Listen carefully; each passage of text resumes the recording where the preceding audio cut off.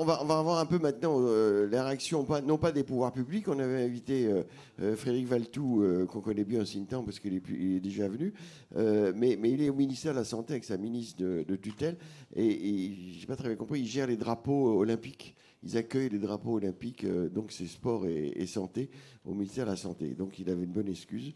Donc les pouvoirs publics. Alors Emmanuel Bacri du Health Data Hub, qui va venir à la tribune. Emmanuel Bacri qui a participé à de nombreuses réunions, qui nous a bien éclairé, mais qui a une position de directeur scientifique du Health Data Hub. Donc ensuite, Olivier Klatz, qui est un personnage clé aussi, qui est directeur programme Ségur numérique, tout un programme, et qui est aussi, c'est quand même, ça ne s'invente pas, ancien directeur, grand défi IA en santé, grand défi dont on ne parle plus aujourd'hui. Elisabeth Hubert, qu'on ne présente plus, membre du Sintan, qui est ancien ministre et président de la FNEAD. Et puis c'est tout, parce que le vice-président Lopez n'a pas pu venir, et Antoine Tanière est déjà venu. Donc voilà, donc ça nous permettra de... Alors, l'idée... on a toujours la parité, hein. Je ne sais pas si Marc va à parité à peu près, quoi. On fait le maximum. Donc vous avez vu, on a parlé beaucoup de confiance, mais on n'a pas parlé que de confiance. On a parlé de la confiance par l'utilité, par la sécurité, et puis la manière de faire en sorte que cette intelligence artificielle qui peut apporter beaucoup se développe, s'éparpille pas, se disperse pas, etc. Alors donc on commence par qui alors on va commencer. On va pas commencer par Elisabeth. On va commencer par Olivier Klatz, parce que tu dois partir. Non. Ah oui, un problème de timing. Oui, elle m'a dit, oui. Il y a l'heure, là, 10h15. Donc, on va commencer par Elisabeth. Et puis après, comme d'avoir votre point de vue, messieurs, ça va nous éclairer, parce que vous représentez, comme on peut le dire, la puissance publique, quand même. Elisabeth. Alors, Elisabeth, elle a un triple regard, membre de Sintan, président de la FNEAD, ancien ministre, et surtout politique publique, on va dire. Comment faire en sorte que... moi, ce qui m'a frappé dans toutes les discussions qu'on a eues, finalement, c'est de se dire que le numérique en santé, il y a 20 ou 30 ans, ça a quand même pas mal... quand tu étais ministre... Non, avant. Après. On a eu du mal avec le numérique en santé en France. On peut parler du DMP, etc. Maintenant, on a l'impression qu'il y a une prise de conscience, ça avance avec une forte volonté. Bon, enfin, ça n'a pas été difficile. Il y a eu l'éparpillement, manque de financement, manque d'implication des soignants, etc. Qu'est-ce qu'il faudrait, de ton point de vue, Elisabeth, pour que vraiment cette première année de l'IA en santé se développe bien, correctement, aide les soignants, aide les patients, qu'on soit plus efficace, meilleur et tout? Alors, c'est toujours un petit peu difficile d'être présenté comme quelqu'un qui a un triple regard, parce qu'à mon sens, 3 regards, c'est accumuler beaucoup d'incompétences. Mais bon, je vais essayer de répondre à la feuille de route. Alors peut-être en commençant par, et ces messieurs me pardonneront, par une petite plaisanterie, c'est que de temps en temps, je me demande s'il ne faudrait pas beaucoup d'intelligence artificielle pour aider l'État à prendre des décisions. Finalement, on évoque le fait que l'intelligence artificielle va considérablement aider le monde de la santé dans cette démarche décisionnaire. Je pense que précisément, c'est une des défaillances que l'on remarque. Et quelque part, je pense que peut-être le sujet embarrasse pour que tu n'aies pas réussi aujourd'hui à mobiliser des représentants politiques, je dis bien politique, sur ce sujet. Bon, ce coup de griffe étant donné, je pense qu'en réalité, et tout a été dit tout à l'heure dans la table ronde précédente, parce que je pense qu'effectivement, quand les jeunes ont évoqué et ont mis tant d'insistance, à juste raison, sur la formation, c'est que je pense que cela va effectivement bouleverser. Ça va bouleverser les choses, et y compris quand il a été évoqué la nécessité de revenir aussi à des justes notions, et que sont, je crois que c'est notre jeune confrère cardiologue qui l'a évoqué, au fait de savoir faire un interrogatoire et de savoir faire un examen clinique. Et je pense aussi qu'il va peut-être falloir avoir conscience que on a beaucoup parlé des outils, on a parlé des algorithmes, on a parlé des données, de leur accès, de leur entrepôt, etc. Moi, je suis très frappée aussi, c'est de voir précisément, peut-être parce que la forme d'esprit qui est celle aujourd'hui inculquée aux très jeunes générations, je ne parle même pas aux étudiants en santé, mais aux plus jeunes générations, est peut-être insuffisant sur les capacités de critique, d'analyse, de compréhension. Je constate malheureusement, et cela peut être un problème, que les données ne sont pas obligatoirement toujours fiables. C'est-à-dire que moi je suis assez frappée, peut-être tout simplement parce qu'à l'heure actuelle, dans mon micro-domaine, nous sommes en train de travailler sur les effets des classifications qui permettent ces classifications de codifier et après avoir codifié de tarifer. Donc vous imaginez, c'est quand même un petit enjeu. Et bien on est en train de se rendre compte qu'en réalité, un bon nombre des résultats auxquels on arrive ne sont pas exacts, tout simplement parce que les données n'ont pas été bonnes. C'est un peu inquiétant, finalement. Et je crois que là, on va avoir... c'est pour ça qu'on a parlé de formation. On a parlé de formation déjà sur des adultes, des jeunes adultes, puisqu'ils sont déjà en formation de santé. Mais je pense qu'effectivement, il faut irriguer dans la population, à l'école, ces notions que peuvent apporter dans toutes ces dimensions. On parle beaucoup du numérique. L'intelligence artificielle va bien évidemment encore plus loin. Et y compris, et pardonnez-moi si c'est un petit peu en désordre les différents points, mais a été évoqué à diverses reprises, et David vient le réévoquer, les décisions qui ont été prises au niveau européen, en n'oubliant pas qu'effectivement il y a eu des décisions qui ont été prises aussi au niveau des États-Unis. Je pense qu'on a été capable, il y a quelques décennies, de faire une organisation mondiale du commerce, et on est bien sur des enjeux qui sont des enjeux mondiaux. On parle de l'Union européenne, et c'est un point important, mais effectivement, il faut aller plus loin. Alors, le rôle, et tu as évoqué certains épisodes antérieurs, alors effectivement, il y a bientôt 30 ans, ces sujets n'étaient pas encore sur la table, mais mon Dieu, qu'il pourrait faciliter les choses si on se les appropriait. Je pense que le rôle de l'État en la matière, et je le répète, je pense que c'est son embarras aujourd'hui. À l'occasion de ces tribunes, je dis souvent que finalement, l'échelle du temps politique n'est pas celle du temps de la décision. Eh bien, là, je vais le redire, mais pour une fois, il y a un élément contradictoire. C'est-à-dire qu'habituellement, j'évoque toujours le fait que finalement, on se projette dans un avenir et que le temps politique étant plus court, bien souvent, les politiques ne voient pas l'intérêt d'être dans la décision puisqu'ils n'en tireront pas les bénéfices. Là, c'est exactement le contraire. C'est qu'effectivement, le temps politique est finalement un tout petit peu plus long, alors qu'un certain nombre des décisions qui sont à prendre, elles sont à prendre très vite et de façon très immédiate. Donc je pense que là, sur le sujet et autour du domaine de la santé, c'est précisément passionnant parce que ça touche la population, que ça touche le progrès. L'État va avoir effectivement, plus qu'il ne le fait aujourd'hui, à assumer une posture, à assumer une décision. C'est le sens des responsabilités, c'est savoir être garant et pas gérant. Et ça, chacun sait que c'est un petit peu compliqué pour l'État. Tu t'arrêtes brutalement comme ça.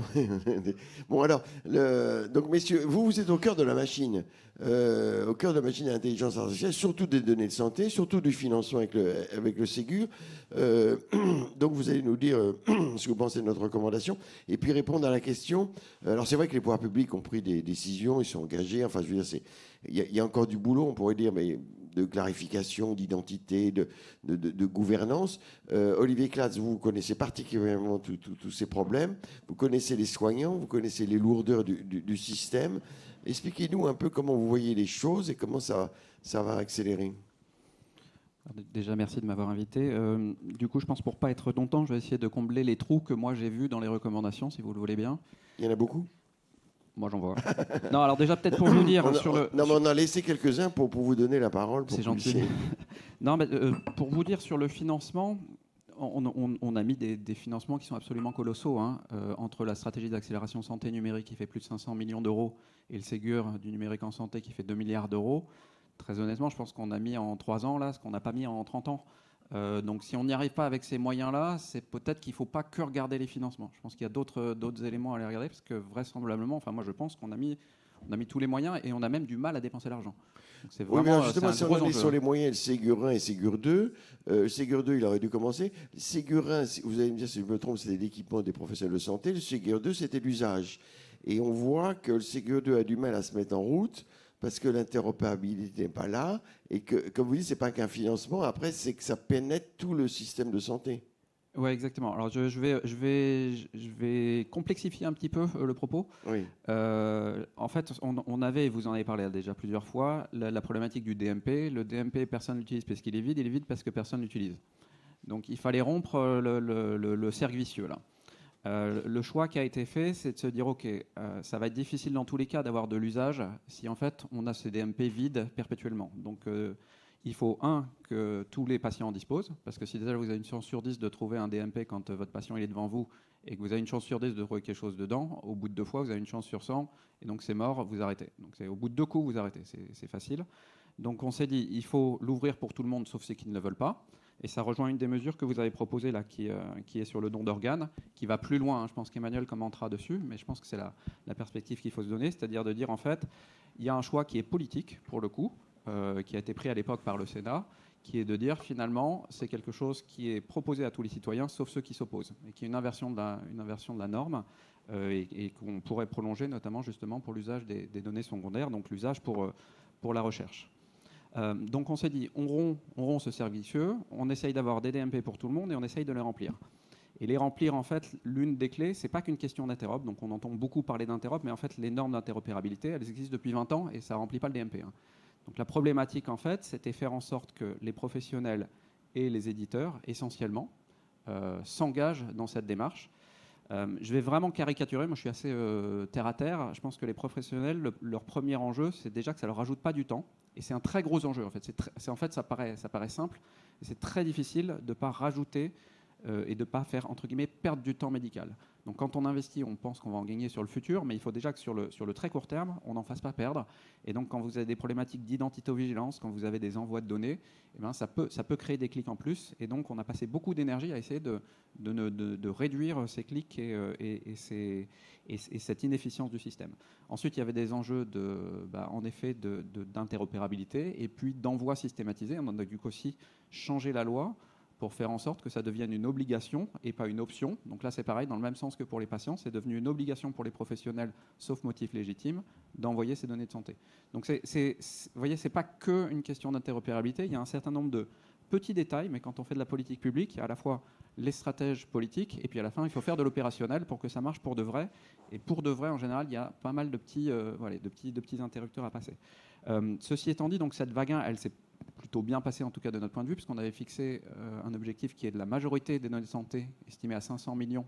Donc la majorité, c'est 250 millions par an qui circulent avec mon espace santé à la fin de cette première vague, ce qui est ce qu'on a obtenu à la fin de la première vague, plus un mois.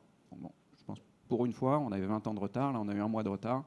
C'est pas si mal. Mais comme dit Thomas Fatoum à la réunion que vous avez organisée il y a 15 jours, maintenant c'est la bataille de l'usage. Voilà, alors c'est le gros enjeu. Nous, il y avait le pari qui était derrière celui que vous avez dit, c'était que ce cercle vicieux, j'utilise pas parce que c'est vide parce que j'utilise pas. Donc maintenant, c'est plus vide. Mais évidemment, faut atteindre et gagner le combat suivant. Alors nous, notre parti pris, c'est de se dire, c'est pas le même combat, en fait, celui-ci.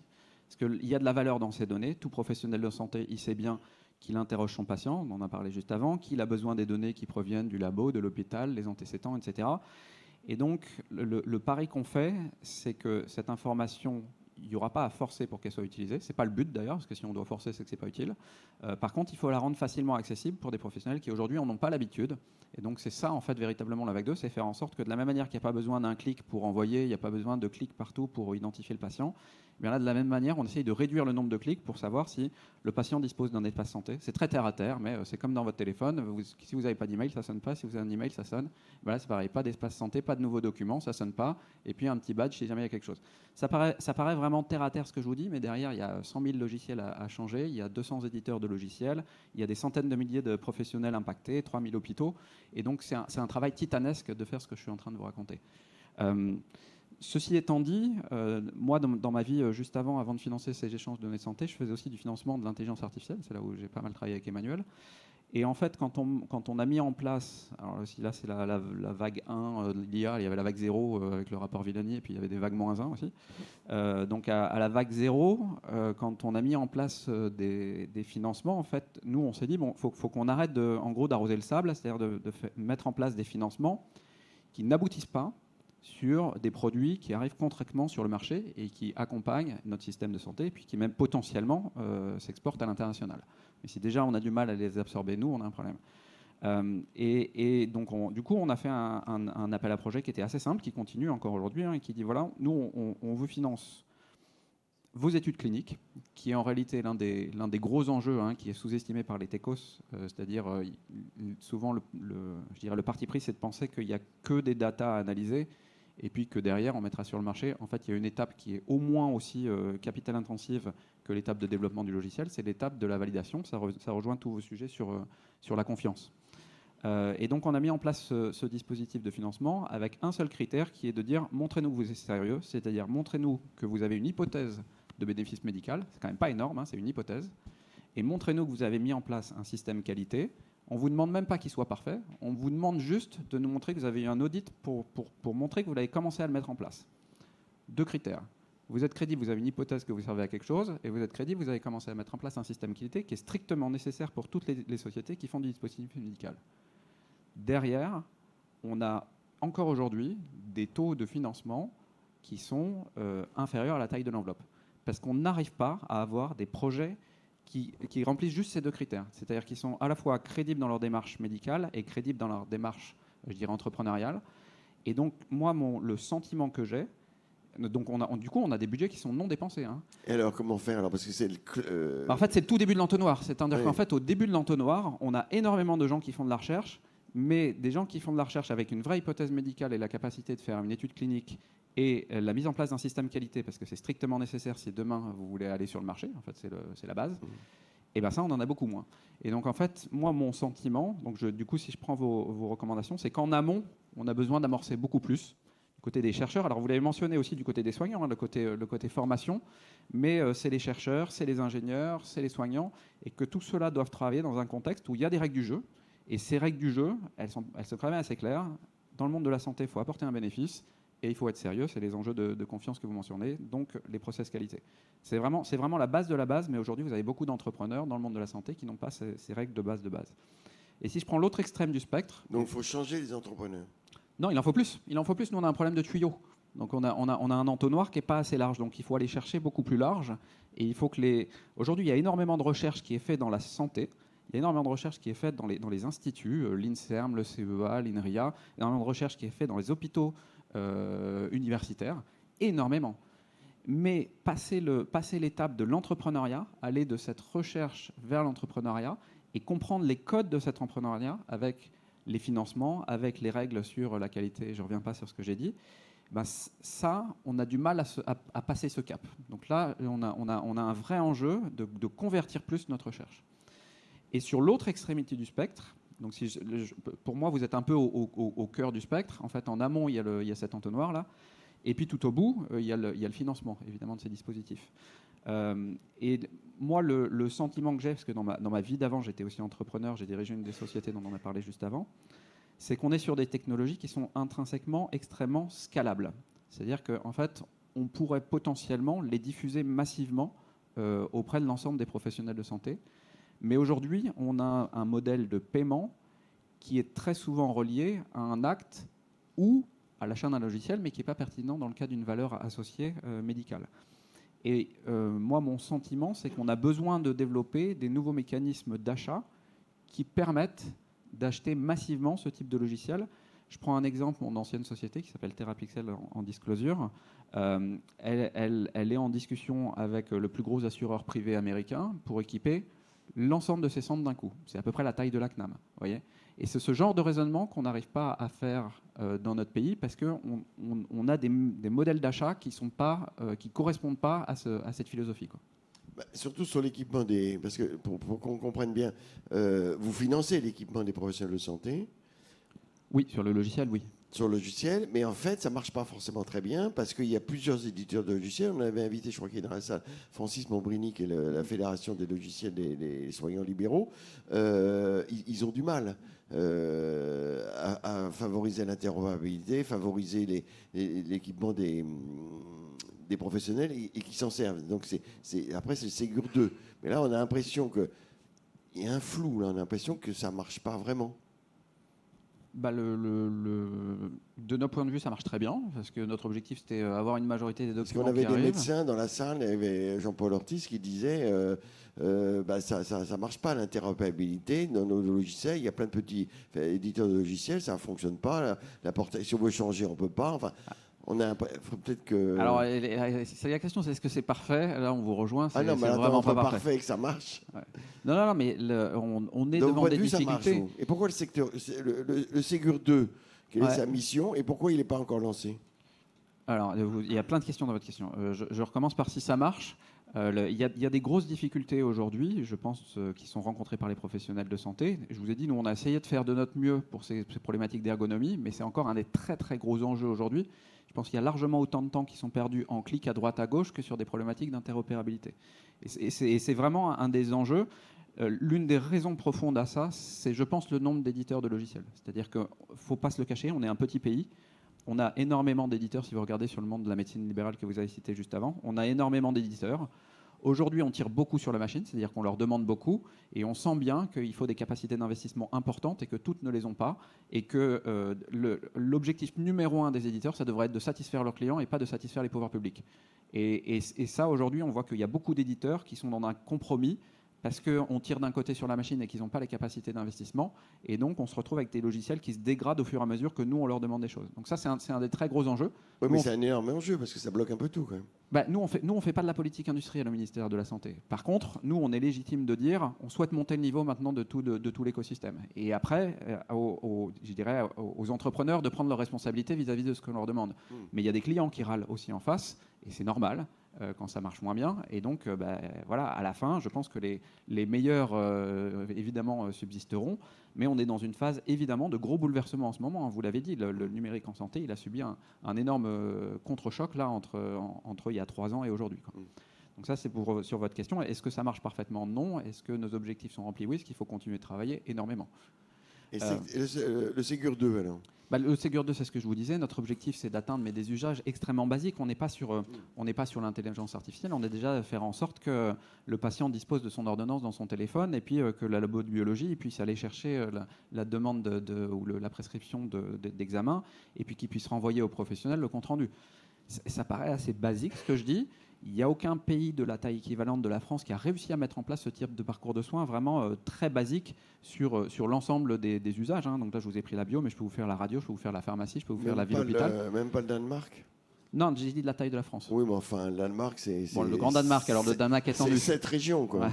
La France, c'est Danemark. Non, mais en fait, c'est relié à ce qu'on s'est dit avant, parce qu'un des enjeux, en fait, quand vous êtes un petit pays... Alors, on va dire au revoir à Elisabeth qui essaye de partir discrètement. Merci. Un des enjeux, en fait, c'est la taille du tissu industriel. Quand vous êtes un petit pays, vous arrivez parfois à des monopoles. Et c'est beaucoup plus simple de discuter finalement avec un éditeur en monopole. Je ne pense pas que ce soit souhaitable dans notre pays qu'on ait des monopoles. Et donc, du coup, il faut qu'on travaille avec un écosystème industriel. En tout cas, nous, c'est la philosophie qu'on s'est donnée. Et c'est à quel délai vous pensez que ça va? Là, 1 an, 10 ans? Là, si vous parlez que ça marche. Vague 2. Ça marche, faut être précis en fait quand on dit ça. Si on parle du parcours de soins extrêmement précis, là en fait on est un peu au milieu du gué, puisqu'on a fait la moitié des données de santé, mais en fait il en reste une moitié quand même, donc ça fait beaucoup de travail. Derrière, il faut que ça s'intègre bien dans les éditeurs, dans les logiciels des professionnels. Et puis on essaye d'apprendre de notre vague 1, c'est-à-dire faire en sorte que quand on demande aux éditeurs de logiciels la relation à leurs clients, parce que en fait, moi je suis ancien entrepreneur, le client c'est pas l'État en fait, c'est le professionnel de santé. Faire en sorte que le professionnel de santé il continue d'être satisfait de son logiciel, voire qu'il soit de plus en plus satisfait. Et donc ça, on va essayer de mettre en œuvre des boucles de rétroaction avec les professionnels, avec les organisations professionnelles, pour faire en sorte qu'ils soient satisfaits. Donc ça, c'est la base du parcours de soins. Et demain, si on arrive à faire ça, la chance qu'on aura, c'est qu'on pourra techniquement plugger facilement tous les algorithmes dont on a pu parler avant. Maintenant, il y a un enjeu de financement. Ce n'est pas parce qu'on peut que ça va se faire. Une question, alors oui, on va vous apporter un micro, mais vous n'avez pas répondu à ma question sur le délai, à votre avis, que tous les éditeurs logiciels se regroupent, c'est votre enfin, ça serait bien, c'est à défaut d'être votre souhait, et vous pensez, parce que l'usage, il est lié à ça, et l'intelligence artificielle, parce que on parle d'intelligence artificielle, vous nous répondez DMP. Bon, Ouais. il faut voir la suite, alors, le délai. Tout à fait. Alors, déjà, moi, mon souhait, c'est pas nécessairement qu'on ait un seul éditeur de logiciel. Je pense que c'est pas une bonne chose d'ailleurs, hein. La concurrence, elle est bénéfique, hein. Donc, par contre, quand il y en ait 40, c'est pas une bonne chose non plus. Ouais. Donc, en tout cas, on le constate. Après, s'ils étaient tous capables de satisfaire leurs clients et d'accompagner les transformations, ça serait bien, mais c'est pas le cas aujourd'hui. Donc, l'horizon de temps, pour moi, on est passé en 18 mois là, de quasiment 0 à la moitié des documents de santé. Je pense qu'on a au moins 2 ans devant nous pour atteindre 90% des documents de santé. Au moins 2 ans pour atteindre juste la masse, je dirais, à saturation. Ensuite, pour l'usage des professionnels de santé, sur ce parcours de soins très basique, je pense qu'on a 2 à 3 ans minimum. En tout cas, c'est le temps dans lequel on se projette. Et ensuite, et je pense que ça permettra de faire parler un petit peu Emmanuel, vous avez dit, on parle IA et moi je parle DMP, mais dans cette optique, en fait, on sent bien que demain, et là c'est plus un message qu'il faudra porter au niveau politique, il y aura besoin en effet que toutes ces données de santé qui sont mieux normalisées, qui sont très abondantes, etc., puissent être disponibles pour des enjeux de recherche. Ça, aujourd'hui, la loi ne le permet pas. La loi ne le permet pas, donc il y aura des enjeux législatifs derrière, donc politiques. Mais il y a nécessairement une tendance, je pense, qui s'imprime. Est-ce que vous dites que c'est les données du DMP? Données du DMP, parfaitement, oui. On ne peut pas les utiliser en... Non, oui, c'est ça. non, C'est vous ce avez qu'avait pas... dit Nicolas Revel quand il l'a lancé avec Tout à fait. C'est pas possible et la loi n'a pas changé depuis Nicolas Revel sur ce point. Et elle va changer. Non, c'est ce qu'on appelle les finalités, c'est-à-dire les raisons pour lesquelles les pouvoirs publics mettent en œuvre un dispositif. Au départ, ils ne voulaient pas pour pas faire peur, mais maintenant, non. Non, enfin, c'est pas qu'une histoire. Enfin, les choses sont plus subtiles que caricaturales, hein. C'est-à-dire qu'en face, vous avez quand même des patients qui commencent à peine à s'approprier ce parcours de soins. On est au tout début, là, hein, quand vous avez parlé de la temporalité, il y a évidemment les patients derrière, hein, et pour moi, ça va prendre le même temps qu'avec les professionnels, 2 à 3 ans pour avoir une appropriation massive. Et quand les patients auront véritablement compris ce parcours de soins numériques, ils comprendront aussi la qualité de ces données, la quantité de ces données, et on pourra les accompagner dans ces démarches, non pas dans leur dos, mais avec eux, pour qu'ils puissent justement soit donner leur accord, soit s'opposer pour ces usages de recherche et éventuellement avoir la volonté politique que je mentionnais. Mais on est dans un monde, ça ne se fait pas en 3 minutes. Alors, on avait prévu la discussion un peu plus tard, mais allez-y, monsieur, si vous êtes court et percutant. Merci. Docteur Antoine Poignant, une question pour Olivier Clatz. On voit qu'il y a un obstacle pour les éditeurs à développer en fait des choses qui soient conformes aux standards. Pourquoi est-ce que ce n'est pas le gouvernement qui développerait les API vers le MES et vers le DMP? Je ne comprends pas pourquoi une grosse partie du financement ne serait pas fléchée vers cette épine qui est dans le pied de tous les éditeurs de logiciels.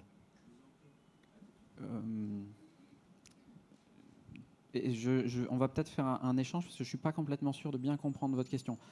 Nous, aujourd'hui, en fait, les dispositifs, ce qu'on finance, c'est des mises à jour des logiciels. Donc, c'est nous qui finançons ces mises à jour. Donc, il se trouve que c'est le pouvoir public aujourd'hui qui les finance. On met des centaines de milliers d'euros sur la table pour financer ces évolutions pour les pharmaciens, les biologistes, les radiologues, les hôpitaux, les médecins généralistes, les spécialistes, etc. etc. Donc ça, c'est nous qui le finançons. En termes de développement, donc en fait, quand vous avez un échange de données, ça va d'un point A à un point B. Le point B, aujourd'hui, c'est mon espace santé. Donc là, évidemment, c'est l'assurance maladie qui paye ces évolutions logicielles.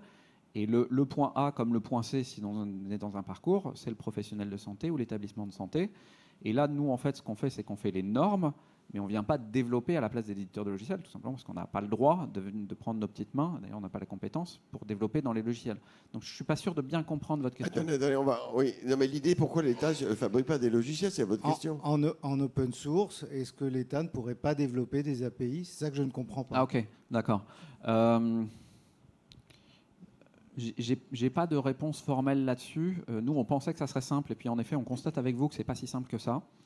On va lancer un dispositif là dans les mois qui arrivent sur la donnée image où on a appris justement de ces erreurs. On se dit voilà, là on démarre de zéro et ça va être probablement encore beaucoup plus compliqué parce qu'on a beaucoup d'éditeurs qui n'ont pas l'expérience. Et donc là en fait on a mis en œuvre, on a développé un proto déjà pour nous pour se rassurer. Et ensuite ce proto il est mis en ligne, donc il est open source, là vous pouvez aller le voir. Et donc, on va essayer de voir avec ce premier cas, qui est un cas particulier, hein, parce que ce n'est pas du document, c'est de l'image. Donc, ce n'est pas un parcours de soins, disons, ce n'est pas le 100%, quoi. Mais en tout cas, c'est une piste potentielle. C'est-à-dire que on voit là que c'est un facteur aussi d'adhésion plus rapide aux technologies, d'avoir mis en place ce code ouvert. Merci. Alors, Emmanuel Bacri, vous êtes l'homme des données de santé. Vous avez bien expliqué ça. Ça fait un peu beaucoup, c'est un peu lourd à porter. Ben oui, mais c'est votre fardeau, on n'est plus rien. Et alors, les données de santé, on a compris, c'est clé. Mais une fois qu'on a dit ça, on n'a pas dit grand-chose, parce qu'il faut qu'elles soient structurées, standardisées, recueillies, etc. Il y a des données de santé SNDS, c'est-à-dire surtout les données administratives de la CNAM, du PMSI et puis des certificats de décès. Puis de l'autre côté, il y a toutes les données de santé qui commencent à se générer avec les entrepôts de données des hôpitaux. Puis tout récemment, vous avez lancé un appel d'offres pour les données de santé des soins primaires, où il y a des projets qui vont être financés à hauteur chacun de 200 000 euros. Donc tout ça avance, mais il y a encore quelques blocages, manifestement, sur l'hébergement, etc. Comment faire en sorte que ces données de santé, comment accélérer pour qu'on puisse non pas faire de l'UMP, mais faire de l'intelligence artificielle et renforcer la place de la France et aider les patients et les professionnels. Alors, il y a plein de questions dans ce que vous dites. Donc, j'aimerais bien reprendre un peu en amont des choses. Donc, même déjà, avant de parler des données de santé, juste un mot sur l'IA. J'ai toujours tendance à dire que la révolution de l'IA, en tout cas en santé, je pense qu'avant tout, c'est une révolution des données. Le jour où on aura des données, des bases de données, même à l'échelle nationale, à l'échelle internationale, hein, c'est la même chose, qui seront fiables, standardisées, on va revenir exactement sur ce que ça veut dire, enfin on en a déjà parlé. Déjà, alors je suis désolé peut-être de casser un petit peu, parce que on est en train de faire une table ronde sur l'IA, mais en fait on pourra faire plein de choses sans IA, et plein de choses extrêmement impactantes sans IA. Il y a plein de choses avec un impact extrêmement fort sur la santé publique qui ne peuvent pas se faire parce qu'on n'a pas des bonnes bases de données de santé. Donc ça, c'est la première chose. Ensuite, bien sûr, il y aura l'IA. On peut faire des choses et on peut faire beaucoup de choses avec l'IA. Mais j'aurais tendance à dire aussi, là, c'est aussi l'IA sur étagère. C'est-à-dire qu'il ne va pas falloir forcément aller chercher les dernières méthodologies. On peut faire plein de choses avec des IA sur étagère, en entraînant des algorithmes. On connaît bien les processus d'entraînement. Il y a des problèmes de fiabilisation aussi des algorithmes qui sont par contre complexes là aujourd'hui, sur lesquels il faut s'apesantir et sur lesquels il faut travailler, mais il y a beaucoup de choses à faire. Et bien sûr ensuite il y aura de la recherche méthodo d'IA et ainsi de suite. Mais je veux dire, la révolution des données, c'est absolument central, et pas que pour l'IA, et pour aussi bien sûr l'utilisation primaire de la donnée, pas que pour l'utilisation secondaire. Donc ça, c'est la première chose. Donc vous l'avez dit, plus ou moins ça a été déjà dit. Qu'est-ce que ça veut dire? Qu'est-ce que c'est les problèmes par rapport aux données? Grossièrement, j'ai toujours tendance à dire il y a 3 problèmes essentiellement. Dans l'usage secondaire, hein, là je me place dans l'usage secondaire, pas dans l'usage primaire. Le premier problème, c'est quand on veut faire de la recherche ou quand on est une boîte privée, qu'on cherche des données, on ne sait pas du tout où elle est frappée. Donc où et quoi, c'est un gros bazar déjà au niveau français. Alors au niveau européen ou international, vous imaginez bien. On n'a pas parlé, je crois, des problèmes de gouvernance. On n'a peut-être pas encore parlé des problèmes de gouvernance. Donc ça, c'est des vrais gros sujets. Moi, je suis chercheur aussi en IA. Hein. Quand j'ai commencé à travailler sur la santé, il y a 15 ans, j'avais remporté un appel à projet avec la PHP sur des données d'urgence qui existent, qui sont prêtes, qui étaient quelque part. Et j'étais très très content. Et j'ai dépensé mon argent pour embaucher un ingénieur. Et j'ai eu accès aux données 3 ans plus tard. Voilà. Donc, et c'est monnaie courante. Hein. Il y en a qui attendent 6 ans, il y en a qui attendent toujours. Voilà. Donc, je veux dire, il y a un vrai problème d'hétérogénéité de la gouvernance. Il y a un vrai problème de non-uniformité de ces choses-là. Il faut organiser les choses. On contribue un petit peu à ça, mais j'y reviendrai. Et puis, il y a l'interopérabilité, on en a beaucoup parlé. Évidemment, c'est absolument essentiel. Là, j'étais à une réunion sur les maladies rares, par exemple. Quand vous avez des pays qui codent des maladies rares différemment, parce que ce n'est pas rigoureusement la même maladie, on ne peut rien faire. Hein. On peut mettre les données ensemble, ça ne servira à rien. Donc c'est des enjeux, alors je pourrais en donner 10 000 des exemples de ce type-là, mais c'est des enjeux qui sont évidemment très importants. On aurait opéré la révolution de la data au moment du Covid, le Covid se serait passé très différemment. Donc, et pas grâce à l'IA, hein. Je m'excuse de répéter ça, mais c'est quand même aussi important de le dire. Alors sur ces 3 sujets-là, nous au Hub, on est actifs. Voilà ce que j'allais dire, parce que vous êtes quand même les mains dans le... C'est vous le Health Data Hub. Donc on a plein d'actions. Alors je pourrais vous citer plein de choses parce que vous nous avez fait un tableau qui est assez noir. Ouais. Alors qu'est-ce que fait le Health Data Hub pour blanchir le tableau? On fait plein de choses. Je peux vous parler de choses qui sont déjà en place.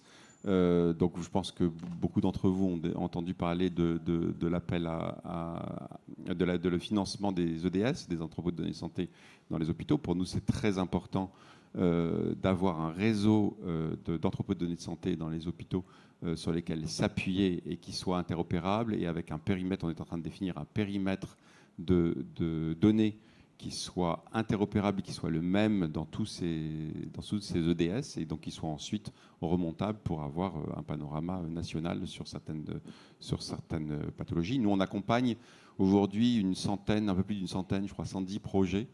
Dans les hôpitaux? Partout, 110 projets, on doit en avoir 60 ou 70 en IA. On a un péta de données sur notre plateforme, on fait de l'imagerie, on fait plein de choses, et beaucoup en partenariat avec des hôpitaux, bien sûr, beaucoup en partenariat avec des hôpitaux.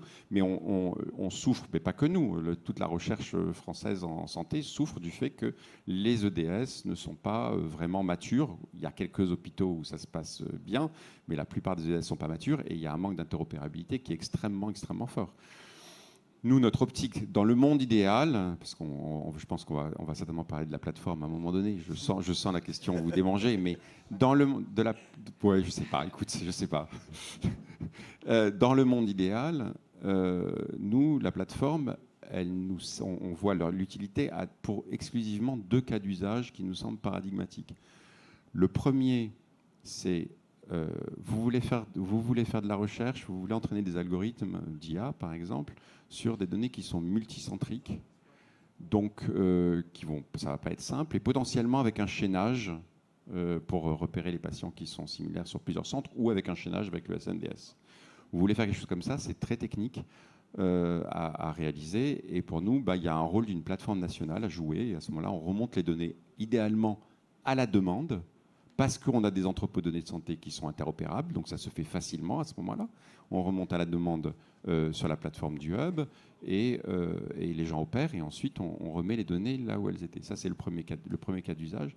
Deuxième cas d'usage, vous avez une base comme on a aujourd'hui, je crois, je ne sais plus combien d'IRM prostatique, je crois que c'est 10 000 IRM prostatiques, ça pèse extrêmement lourd, et vous voulez entraîner des algorithmes de deep learning sur ces bases-là. On ne va pas faire des EDS avec des clusters de GPU. Ça serait une aberration totale. Cluster de GPU, c'est les machines qui sont utilisées en deep learning, donc notamment dans l'IA sur le... Pardon ?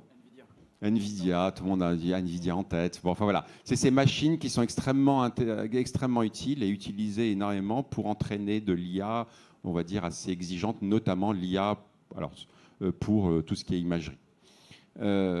Donc ça serait aberrant de mettre des EDS, enfin personne ne veut faire ça. Donc il faut qu'il y ait une plateforme nationale qui puisse héberger ce type de projet. Nous, notre plateforme, hormis ces 2 cas d'usage, on ne voit pas, enfin c'est pas notre rôle. Des chercheurs veulent utiliser des données de l'EDS de Montpellier, enfin des données du CHU de Montpellier pour faire un projet d'IA qui n'est pas démesuré du point de vue puissance de calcul. Il faut qu'ils le fassent sur l'EDS de Montpellier. Il n'y a aucune raison de centraliser quoi que ce soit à ce niveau-là. Donc ça, c'est vraiment des choses importantes à comprendre. Et je vous dis, aujourd'hui, on a des projets de ce type-là. On en accompagne plus d'une centaine. Et donc ça, c'est vraiment avec...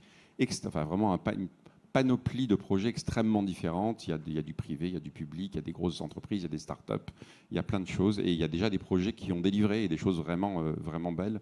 Je pourrais en parler.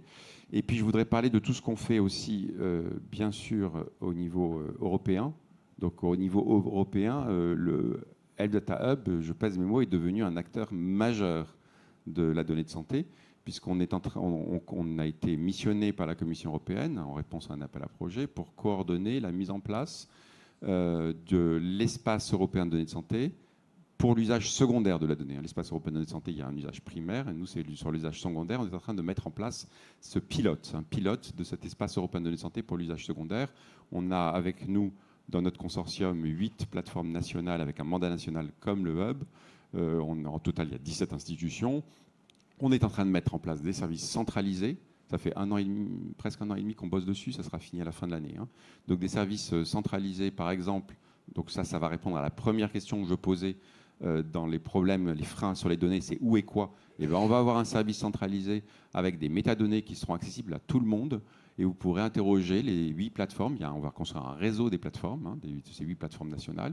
Et il y aura aussi Darwin de l'EMA dans ce réseau-là. Et on va pouvoir dire quelles sont les données disponibles sur la plateforme de FinData en Finlande. Et puis apprendre des informations dessus pour comprendre où et quoi. Et d'ailleurs, je fais une parenthèse, dans cette optique-là, on est aussi financé. On a été lauréat d'un appel de la Commission européenne qui s'appelle le Dire Grant, parce que c'est un financement directement à un seul acteur par pays, pour justement mettre en place des métadonnées, des catalogues de données extrêmement larges et pas forcément ce qu'on a à date sur d'autres plateformes. Donc on est associé à beaucoup de producteurs de données avec lesquels donc, on finance, avec lesquels on travaille sur des catalogues de métadonnées qui vont être accessibles justement sur ce portail centralisé. Et deuxième, on fait plein de choses dans cet espace européen de données santé, dans ce pilote, mais je vous donne un petit aperçu. Deuxième service centralisé qu'on est en train de mettre en place, c'est une demande d'accès qui soit unique. Un formulaire de demande d'accès qui soit unique pour tous les pays.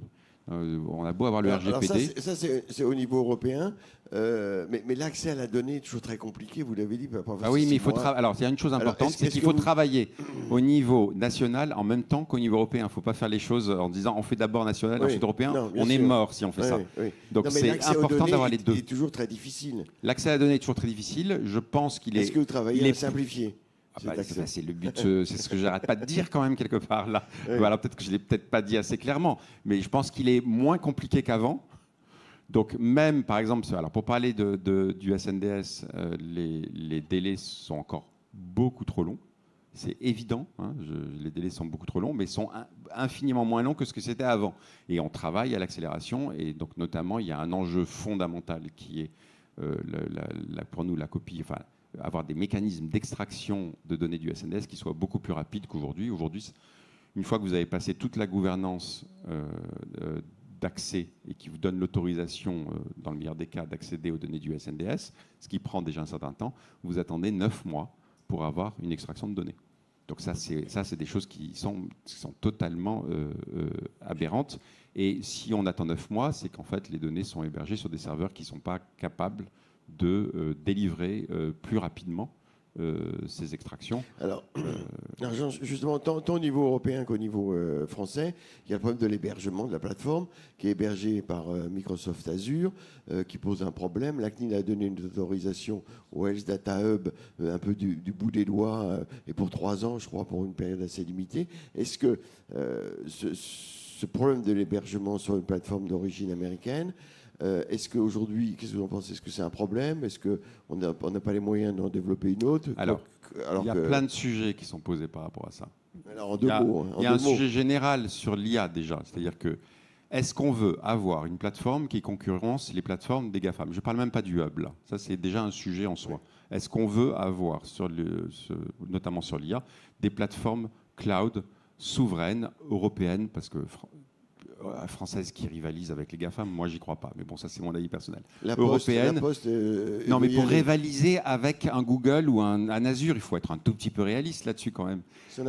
La PLOS, ils font un super boulot, mais pour vraiment rivaliser, je suis pas un expert technique, vous demandez à tous les experts techniques de cloud, pour avoir un équivalent de Azure ou de AWS, c'est l'Europe qui va mettre 30 milliards sur la table, et dans 8 ans, on a peut-être une chance d'en sortir si on arrive à opérer. Parce que, comme l'avait dit, comme ça a été dit tout à l'heure, je ne sais plus qui a dit ça, c'est pas parce qu'on a le financement qu'on sait faire. Bon, on a malheureusement, l'histoire nous montre que de temps en temps, on a du financement, puis en fait, on n'arrive pas à faire. Il faut garder cet hébergement sur la plateforme. Non, attendez, non. Là, je parle. Non. Mais est-ce qu'il y a un risque? Voilà ma question. Non, ne me coupez pas une seconde. Je veux bien expliquer les choses. Il faut savoir ensuite qu'est-ce qu'on veut. Si c'est rivaliser de façon générale pour l'IA, encore une fois, je ne parle pas là que du hub. Je parle de façon générale. On ne peut pas parler que français, et ça c'est une décision politique à l'échelle européenne et qui est massive. Ensuite, il y a le problème, effectivement, auquel on est confronté aujourd'hui au hub. Donc le choix par le gouvernement de Azure s'est fait en grande partie pour des raisons, alors ça peut surprendre, parce qu'aujourd'hui on dit ah oui, mais c'est risqué, etc. Mais en fait, ça a été fait en grande partie pour des raisons de sécurité. C'est-à-dire qu'en fait, les exigences de sécurité du hub, qui sont imposées par la loi, sont telles qu'il n'y avait pas essentiellement d'autre choix, sauf à attendre plusieurs années que des clouders français développent ce genre de choses. Aujourd'hui, tout le monde nous dit « Ah oui, mais vous avez Secnum Cloud, donc c'est bon ». Non, alors il faut comprendre, par exemple, que dans la certification Secnum Cloud, vous avez deux mots. Vous avez le mot « cloud » et le mot « sec », sécurité. Quand vous lisez la certification Secnum Cloud, d'un point de vue cloud, ce n'est pas des clouds au sens cloud de Azure ou AWS, c'est-à-dire qu'en fait, il vous manque quelque chose d'extrêmement essentiel qui est quand vous êtes sur Azure, quand vous faites de l'IA sur Azure, vous dites il me faut, je vais prendre tant de temps de calcul à un moment donné, et vous ne connaissez pas les machines sur lesquelles c'est déployé, c'est automatiquement fait, vous payez juste pour le temps qui a été déployé pour votre algorithme. C'est ce qu'on appelle des services de cloud managés. Dans la certification Secnum Cloud, il n'y a pas ça du tout. Ça, c'est essentiel. C'est-à-dire qu'en fait, typiquement, ce que ça impose, c'est que vous pouvez louer une machine. Mais aujourd'hui, c'est fini. Quand on fait de l'IA, on ne loue pas une machine, on loue du temps calcul. Et l'autre chose qui est quand même importante à savoir, c'est que dans les aspects sécurité de Secnum Cloud, alors j'ai plus le chiffre exact, mais je pense que la certification, ce qu'elle impose, c'est 30% ou peut-être 40% des services de sécurité qui sont exigés par le hub, pour l'hébergement des données. Donc Secnum Cloud, ça ne suffit pas du tout. Alors, qu'est-ce qu'on fait à partir de là? Le gouvernement est en train de se mettre en ordre de marche. Il y a certainement des choses qui vont être annoncées. La DINUM a des jalons sur effectivement arriver à une solution souveraine. Normalement, ce qui est annoncé, c'est pour 2025, sur lequel on va pouvoir effectivement migrer. Nous, la migration, elle est inscrite dans notre programme depuis le début du hub, mais ce n'est pas à nous de le fabriquer, ce cloud souverain. Donc évidemment, on fait des audits régulièrement. Et le dernier audit qui a été fait pour justement cette entreprise de santé qui a été accordé par la CNIL, il y a eu un audit qui a été fait, ça a été fait par la DNS, accompagné par la DINUM. Et en fait, personne n'était au niveau pour nous accueillir. Et personne n'était au niveau d'un point de vue sécuritaire avant tout. Ce que vous nous dites, c'est qu'il va y avoir un cloud souverain en 2025. En tout cas, l'État se met en ordre de marche pour faire ça. Je n'ai pas toutes les cartes en main pour vous dire, je mets ma main coupée que ça va arriver. J'espère que ça va arriver. Maintenant, au niveau européen, ah non, pas au niveau européen. Non, au niveau français. Non, au niveau français. Au niveau de l'Europe, c'est pas du tout mis en marche là-dessus. Maintenant, on fait comme si on utilise le mot souverain comme si c'était clair ce que ça voulait dire. Mais en fait, c'est pas du tout clair en plus ce que ça veut dire. Donc on attend aussi de voir ce que le gouvernement va dire, ce que ça veut dire du souverain. Parce que vous avez des solutions qui se mettent en marche. Vous avez à la fois Bleu, qui est Capgemini avec Azure. Vous avez Sens, qui est Thales avec... Il n'y a pas que Capgemini, il y a deux entreprises, excusez-moi pour ne pas toutes les citer. Mais il y a aussi Sens avec Thales et Google. Donc ça, c'est les solutions hybrides. Est-ce que des solutions hybrides sont considérées par exemple comme des solutions souveraines ou pas? Est-ce qu'elles pourront être candidates pour héberger les données du hub? Aujourd'hui, personne n'en sait rien. Nous, on est en discussion avec tous ces gens-là, bien sûr. Est-ce qu'aujourd'hui, l'hébergement, est-ce que ça bloque des usages? L'hébergement bloque une chose essentielle. Aujourd'hui, en fait, chaque fois qu'un projet demande à être hébergé au hub, en gros dans les deux cas que je vous ai décrits précédemment, et on en a à peu près, je ne sais plus combien aujourd'hui, mais enfin, on en a vraiment beaucoup déjà. Je vous dis, on a un péta de données aujourd'hui sur la plateforme du hub. Il y a un accord CNIL qui est demandé, et quand il y a l'accord CNIL, on met les données effectivement sur le hub. Bon.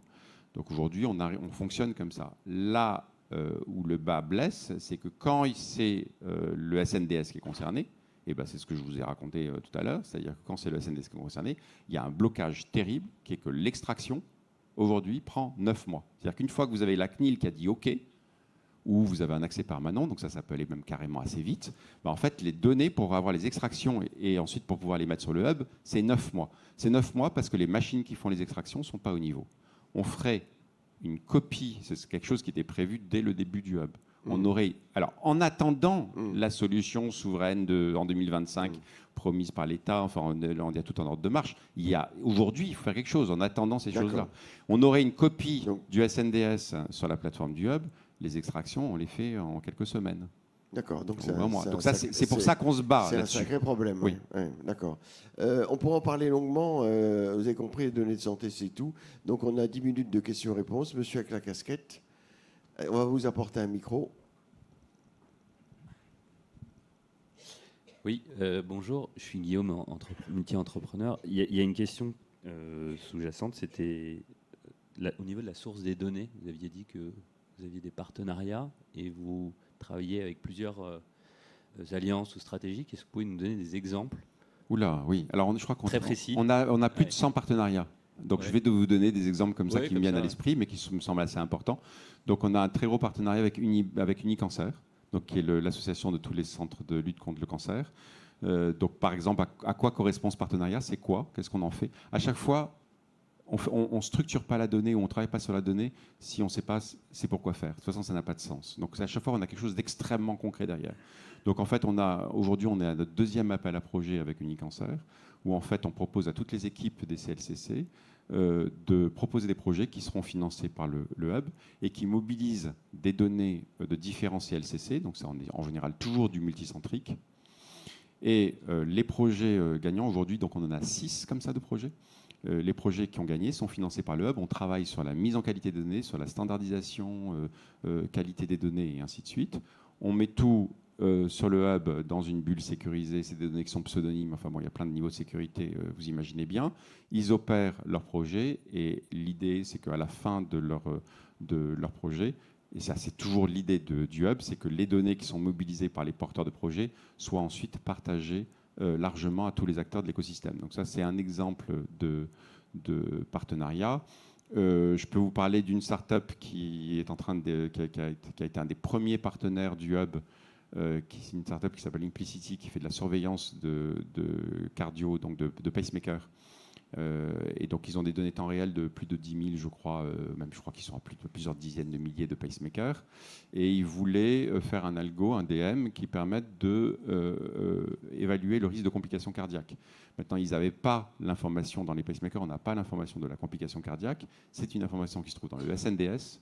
Donc, on les a aidés, on a fait un chaînage de leurs données, encore une fois, ça c'est un autre cas d'usage. L'autre premier, c'était multicentrique, là c'est chaînage des données, c'est pour ça qu'on utilise la plateforme du hub. Entre les données de pacemaker et le SNDS, on avait les labels de complications cardiaques, ils ont entraîné les algos, ils ont des super résultats, ils ont fait un très beau papier, et là ils sont dans le processus de certification. On a des partenariats avec beaucoup d'entrepôts de données de santé. Par exemple, l'entrepôt qui vient d'être autorisé par la CNIL, c'est 4 entrepôts de données de santé de gros CHU français. Et ça, c'est des données qui vont remonter régulièrement dans le hub pour être mis à disposition de l'EMA, donc l'Agence européenne du médicament, qui veut avoir un acteur comme ça dans chacun des pays pour faire de la surveillance, pour faire des tests en temps réel, en presque réel. Voilà des exemples, mais je vous dis, on en a 100, donc bon. Merci. Ça ressemble un peu d'ailleurs, le modèle que vous décrivez, à ce que fait Hawking, par exemple, sur d'aller chercher des données locales, si je fais une espèce d'analogie, et de les faire remonter à un moment donné pour... Hawking, pendant longtemps, ils ont poussé le fédéré quand même. C'est vrai. Ils ont poussé, ils ne faisaient pas remonter, ils ont poussé, je ne sais plus où est-ce qu'ils en sont sur le fédéré, mais en tout cas, pendant longtemps, c'était un des acteurs qui poussait énormément le machine learning fédéré. Moi, j'aurais tendance à penser... C'est quoi le machine learning fédéré? Alors, le machine learning fédéré, ça rassure les producteurs de données de santé parce que leurs données ne bougent pas.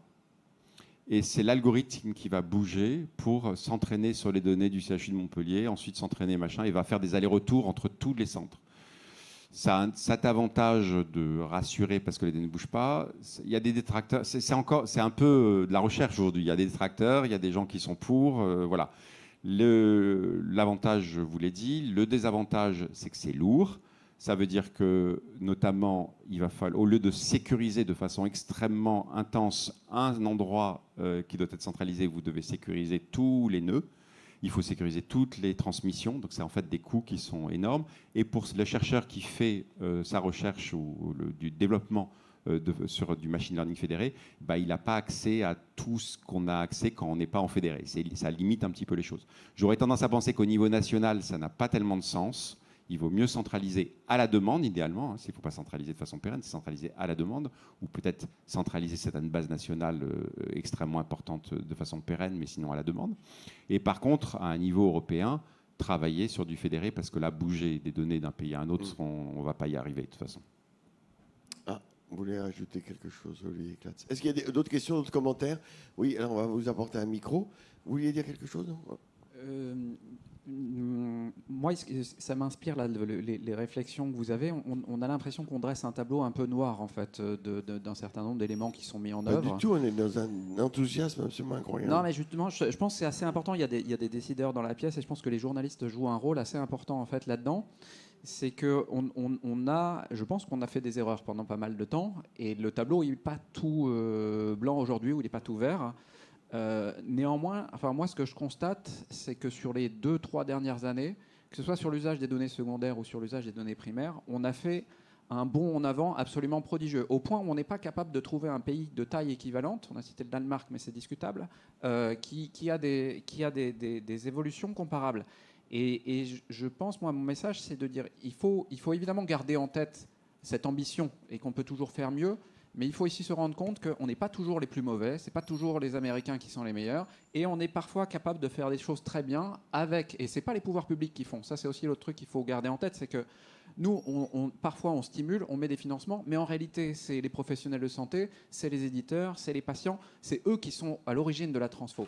Mais toutes les personnes qui sont dans la pièce et les journalistes ont leur rôle à jouer aussi dans créer ce momentum vertueux. Alors, juste quand même, je rebondis parce que j'espère que c'est pas moi qui ai donné cette impression-là. Alors, parce que vraiment, c'est pas ce que je veux faire. Je vous dis, je pèse mes mots. Alors, parce que je parle au nom du hub. Le hub, c'est le chef de file européen sur ces sujets-là aujourd'hui. Mais je veux dire, on parle à la Commission tous les jours. On a dans notre consortium, on a tous les pays, on parle avec eux tout le temps. Ça fait chic, ça, d'être oui, chef de non, mais file on est européen. vraiment. On a la Finlande, on a les pays scandinaves avec nous. Je veux dire, on est considéré comme le chef de file européen. Donc, je veux dire, il n'y a pas une initiative comme le hub dans aucun. Même si on est peut-être moins avancé que certains pays scandinaves dans la structuration des données, dans la volonté politique de mettre en place des choses et dans l'avancée de ce point de vue-là, l'ambition du hub, il n'y a aucun pays européen qui a un équivalent de l'ambition du hub. Et je rejoins Olivier sur il ne faut pas non plus se flageller tout le temps en disant aux États-Unis c'est mieux.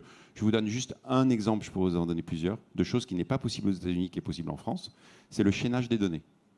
En France, là aujourd'hui, on va mettre en place nos hubs, un concentrateur. Ça y est, il est mis en place dans un mois, il est fonctionnel. Ça veut dire qu'on va commencer à industrialiser le chaînage de données quand ça vient de différents centres. Aux États-Unis, vous avez des groupes hospitaliers, hospitalo-universitaires qui fonctionnent bien, où il y a des chaînages dans tous les sens.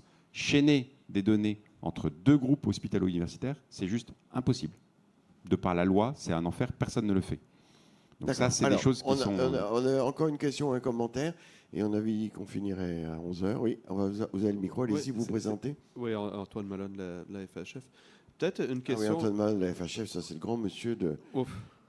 Merci Philippe. Mais une question justement sur l'espace européen et les données de santé, puis un peu le modèle de valeur, parce que je suis ici. Parce qu'on voit que pour développer tout ça, en fait, le gros coût pour les industriels, c'est la donnée elle-même. C'est l'accès à la donnée, c'est le traitement, c'est trouver, c'est etc., etc. Et ce qui donne aussi, dans cet équilibre-là, donc face à des très gros joueurs, un pouvoir de négociation, de marché, de rémunération aux producteurs de données, aux data holders. Et je voyais, typiquement, c'est ce que vous disiez, aux États-Unis, Mayo Clinic, ils ont une filiale, Mayo Platform, qui propose aux gens de travailler sur les données de Mayo, etc. Et ça, c'est payé. J'aimerais que vous m'éclairiez sur le mécanisme qui est mis en place dans l'espace européen des données de santé. Donc, d'après ce que je comprends, il y aura un point de contact unique qui serait vous, le HDH. Tous les data holders, donc tous ceux qui ont des données de santé, dont les hôpitaux, devraient faire un catalogue ou mettre à disposition leurs données au HDH. Et, dans le fond, n'importe qui pourrait demander au HDH d'avoir accès aux données. Et il faudrait rendre ces données accessibles dans un délai de 2 mois, sans rémunération réelle. Est-ce que j'ai bien compris ou vous Non. pouvez me- Alors, en 2 mots, la réponse en 2 mots, voilà. Ouais, c'est Et après, vous difficile. pourrez continuer autour Ouais, d'un je café. continuerai. Non, Pour quelques corriger, mots, oui. en 2 mots, je corrige 2 petites choses. D'abord, c'est une loi qui est en discussion, donc j'ai du mal à vous dire ce que ça va être. D'accord? C'est actuellement en discussion. Ensuite, le hub n'est pas encore officiellement le HDAB. Je ne dis pas le point de contact voilà. national. Ça. Voilà. On va dire Et le point de contact Autre national. erreur, il n'y aura pas un seul point d'accès, c'est-à-dire qu'en fait, les gouvernances locales existeront toujours. Il y aura aussi la possibilité de demander au CHU de Montpellier ces données directement. C'est juste qu'il y aura aussi un chemin national pour toutes les données de santé. Sur la tarification, aujourd'hui, si on lit le texte, il y a une tarification, ce n'est pas du tout gratuit. Le producteur de données peut facturer les coûts à la marge. Voilà. Tout le problème de comprendre, c'est qu'est-ce que ça veut dire le à la marge. Ce n'est pas les coûts complets, c'est les coûts à la marge. C'est-à-dire qu'il ne peut pas facturer à chaque fois le fait de dire ah bah ça y est, j'ai travaillé pour ça et donc il faut me rémunérer, me rémunérer et plusieurs fois se rémunérer sur la même chose. C'est les coûts à la marge de la mise à disposition. Maintenant, qu'est-ce que ça inclut, qu'est-ce que ça inclut pas? C'est extrêmement compliqué. Ce sont des discussions qui ont lieu. Nous, on a ces discussions-là aujourd'hui dans le cadre des entrepôts de données santé, de l'appel à projet d'entrepôts de données santé, où on travaille sur la tarification. C'est de façon évidente un enjeu absolument essentiel. Et on est avec les mêmes problématiques qu'on a eues sur les AI Act, c'est-à-dire est-ce qu'on va réussir à sortir une loi qui ne va pas tuer l'innovation, qui va favoriser au contraire l'innovation. C'est des enjeux comme ça, mais c'est en cours. Merci messieurs, merci mesdames et messieurs. Merci beaucoup. On peut vous applaudir parce que c'était très riche, très intéressant.